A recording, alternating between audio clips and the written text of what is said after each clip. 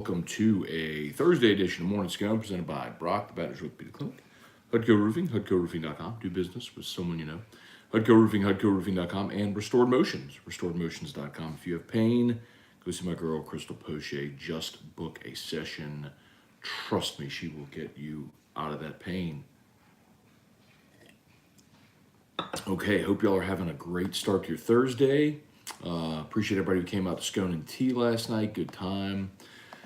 Over at Oliver Twist.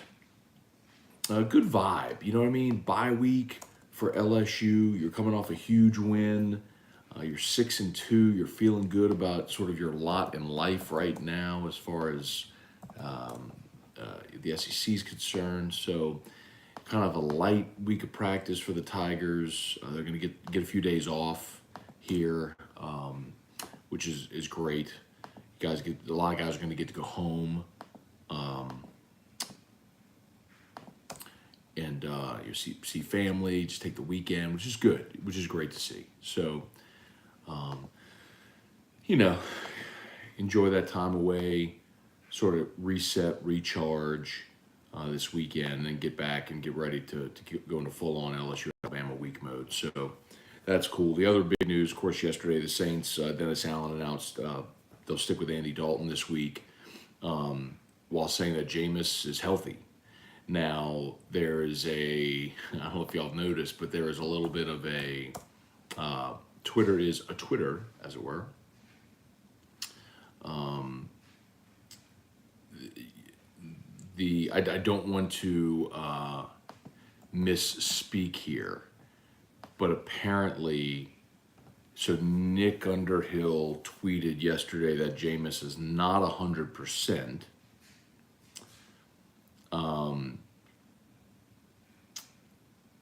Then Dennis Allen comes forward and says he's healthy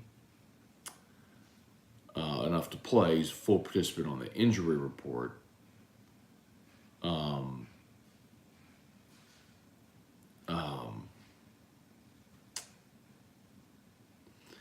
it's a little odd because there's there's Underhill, and then there's the one guy who's the Jameis shill, for lack of a better word, who I don't know the guy. He came on the show once. Clearly, he though is he's obviously pro Jameis and is clearly has some contact with Jameis, the family, somebody. Okay, whatever. I don't know. Don't know. The guy is anonymous, but he's saying that Jameis has a torn ligament in his foot or ankle, peroneal tendon.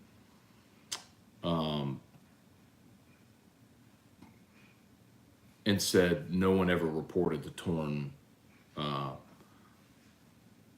tendon or the ruptured tendon in his foot.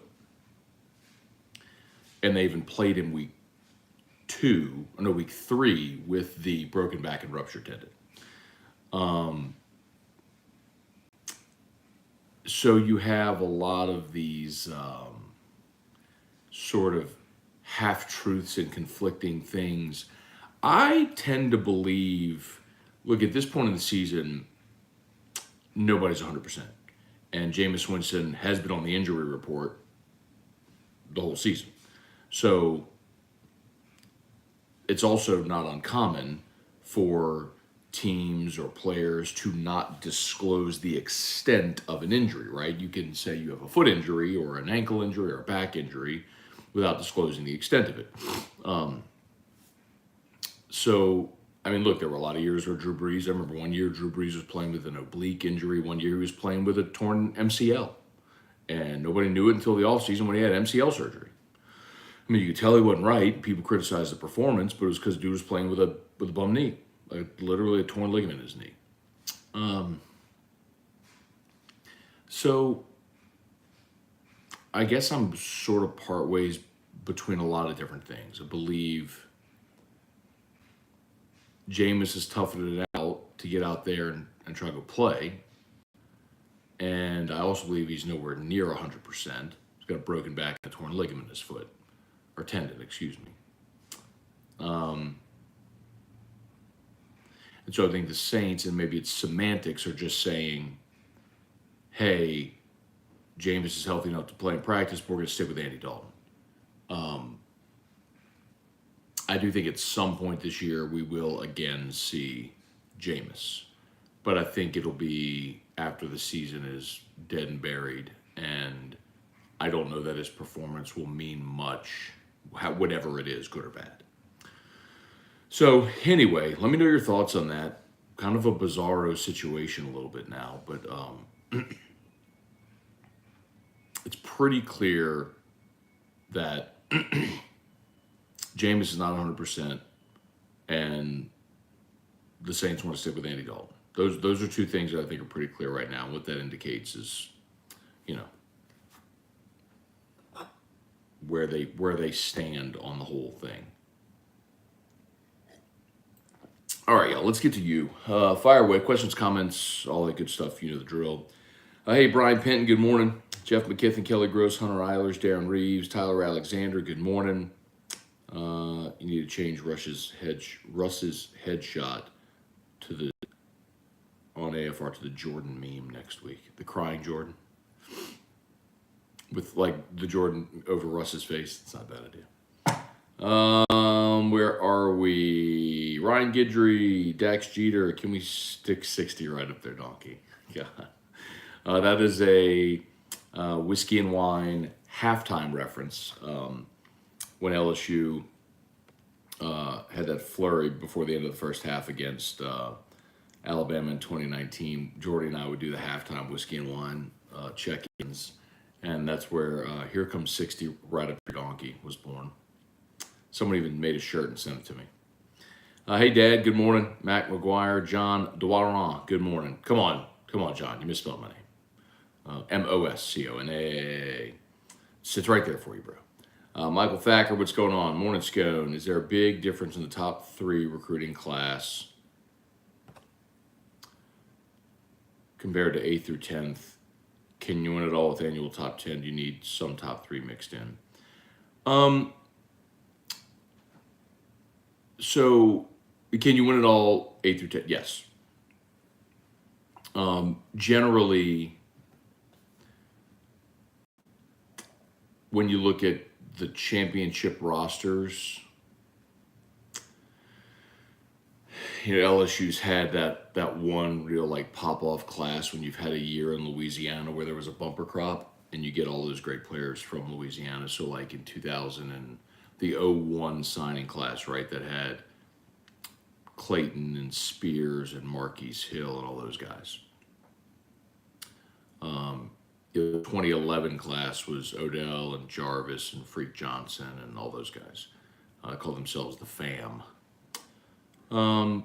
So in years in Louisiana, when you have a bumper crop like that and you keep the best players home, you'll tend to see LSU pop up to like a 1, 2, 3 ranking. But the biggest difference there now is like who made the biggest difference in 2019? Joe Burrow, who's transfer, right? Who's making the biggest difference right now? Jaden Daniels, transfer. So the transfer portal does kind of change all that. I mean, even if you look back at the great class that LSU had in 2020, the best players from the LSU 2020 recruiting class are all gone now.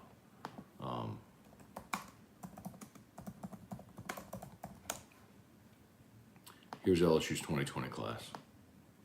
You'll laugh you'll laugh. You have to laugh or you cry. Eric Gilbert was your highest rated recruit. He's at Georgia now. Eli Ricks was your second highest rated recruit. He's at Bama now. Keyshawn Booty, Jaquaylin Roy were 3-4. Philip Webb was your 5th highest. He's gone. Jordan Tolles gone. BJ Ojolari, Jacobian Guillory. Antoine Sampa gone. Marcus Dumerville hadn't really played. Trey Bradford gone. Josh White gone. Max Johnson gone. Eric Taylor gone. Dwight McLaughlin gone. Coy Moore gone.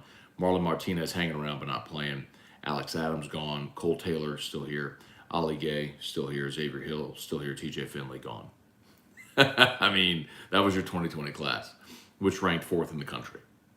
I mean, those guys, that's, Anyway. So the transfer portal has changed that conversation completely.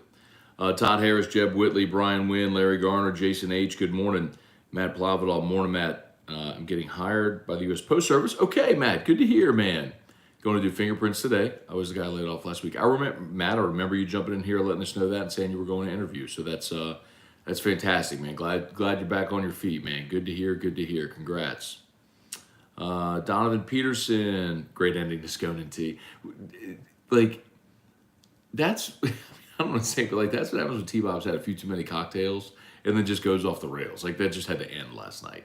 But Otter walking in was beautiful chaos. If you missed Scone and T, go watch or listen. But definitely scroll to the last 5 minutes or so. We got into some argument about Clemson and the ACC and power conferences and who's valid and who's not, and Vanderbilt. And basically, T-Bob just ended up getting backed into a corner by me and then Otter as well. And he just kind of like erupted. It's like, oh my God, like, why are you dying on this hill?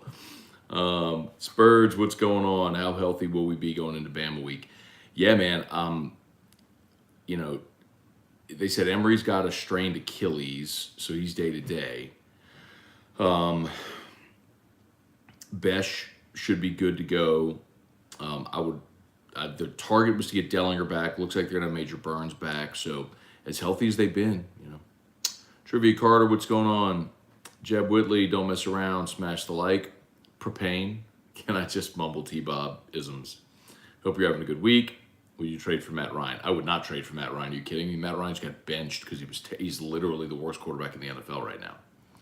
Do you think the Saints can trade Jarvis? Yeah. But he only signed a 1-year contract, so he'd have to, right? We know he didn't. Let me see. Yeah, it was a 1-year deal. So you'd only be trading him for the remainder of this year. It would be a team Jarvis would have to prove he's healthy, and then it would have to be a team in desperate need of receiver help immediately, like a contender who needs a receiver.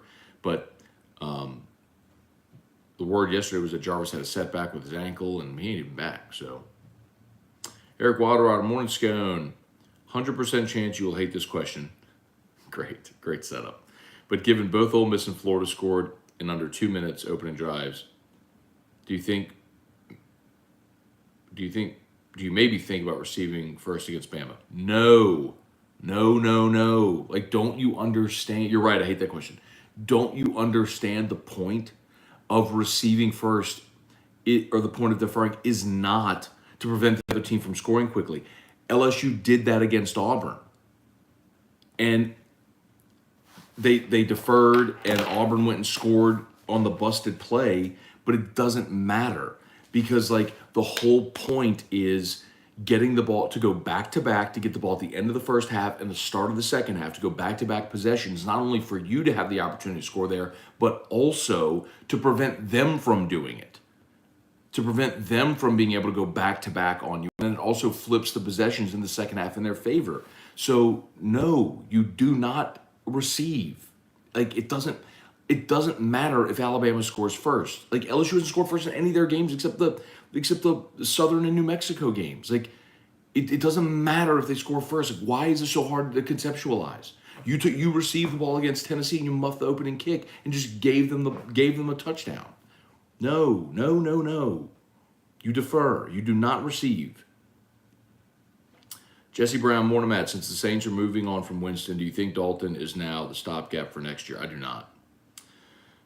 Trivia Carter, and I don't think they're moving on from Winston, Jesse. I think there will be a point again this year where Jameis Winston is the starting quarterback. Because Andy Dalton, and like, they're going to keep losing with Andy Dalton. So they're going to get to a point where they keep losing with Dalton. Jameis is going to be healthy. They're going to put Jameis back out there. Trivia, YouTube got a new look. Okay. King AJ, is Jameis putting out that he is healthy? Nope. Wendell Norman, what's up? Brad David, how many years do you think the Saints will give Dennis Allen? Oh, that's a good question, man. I don't know. Jeff, what's good, my dude? Joseph Feltwell, good morning. Why does our medical staff always get caught up in misdiagnosis? And how does it affect players' confidence? I don't think that it's a misdiagnosis, Joseph. I just think it's disclosure. Like they're not publicly saying what's going on. Cliff Nelson, what's good? Jeremy Weiss, Pels are going to make a run. Lakers going to give us a lottery pick. It worked last year. Weston Weaver, what's going on? Jesse Post, Ryan Rogers, morning Matt, enjoying AFR. Is Musso going to wear his new shirt on Monday? I hope so. Someone sent Musso a Happy Halloween T-shirt up to guarantee. It's pretty funny. Dave Van Durgan, morning. What's up with the fire sale at A&M? I don't know if there's a fire sale at A&M. I think there's a lot of fans hoping that's the case. I think when you have a bad situation, actually at any situation, you're going to see attrition in the transfer portal era. But I don't know necessarily means a fire sale's coming at A&M. They have more money than anybody, so they can certainly spend to keep guys in place. Brad David, do you think Michigan State can win a championship? They paid Mel Tucker like any lead coach. Yeah, but that's just the going rate for coaches now, man. Same with James Franklin at Penn State. So, and no, I don't think Michigan State can win a championship. Robert Collins, what's the future look like for Walker Howard with LSU with Daniels playing so well?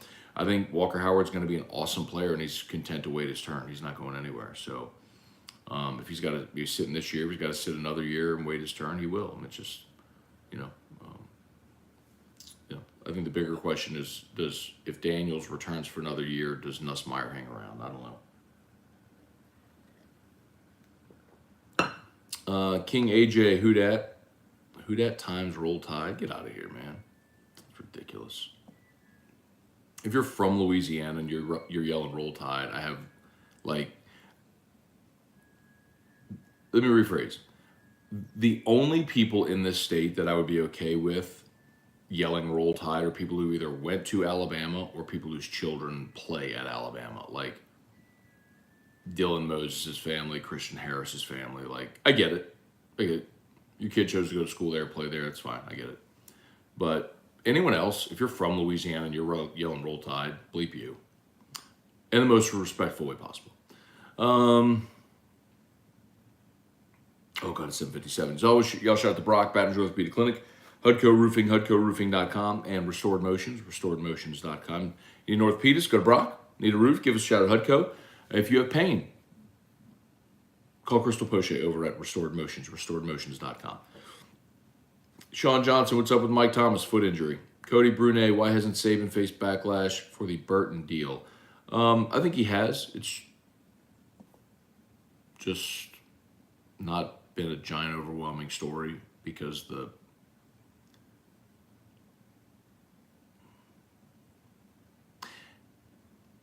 Do you think it would be different if it looked like and I'm not saying this is okay. I'm not excusing this. I mean, men, don't ever put your hands on a lady. It looked like he kind of just, tapped her in the back of the head. Again, not saying that's okay. That's also dramatically different than, say, Ray Rice or Joe Mixon. And maybe that's why. I don't know. I don't know. Frank 4556, not great, not good, still have a chance. This is our reality about the Saints this year. Every week will be an observation. Do you think we get healthier? Healthier, yes, but as I've said, I don't think that's what's ailing this team. The injuries are part of it, but the offense has moved the ball and scored points. The defense has just lost a lot of really good players to free agency, and they're just not as good as they were. Alex Lightworker called a month ago, Bama will lose to LSU and still stand with this prediction. Okay. Taj, favorite, Jameis is for sure not healthy. I'm dealing with a back strain. This pain I know he's going through right now. If you ever had back injuries, it's... Cliff Nelson, what's worse, bunting or receiving the kickoff first? Bunting. Unless if you're bunting to score a run. Stu 3, Jameis should have gotten surgery on his foot. Heard it's a 6-week recovery time. He would have been healthy soon if he had. Who that talking? It is literally to get the ball back possessions. I don't know how people understand that. Rapping Batches, what's up? Terry McCain, DA's talking about stats, not leading the wins. Can the Saints make a trade at the deadline? We need to get better at cornerback or defensive tackle or draft capital. No, Taj, that's kind of the point. There's a video on the AFR Saints page if you want to go watch it. It's about why the Saints can't fire sale. They don't have any tradable assets. That's the problem. I mean, like you could trade guys on rookie contracts. You could trade Cesar Ruiz. You could trade Marcus Davenport. You could try to trade Peyton Turner. Maybe you could move Marquez Callaway.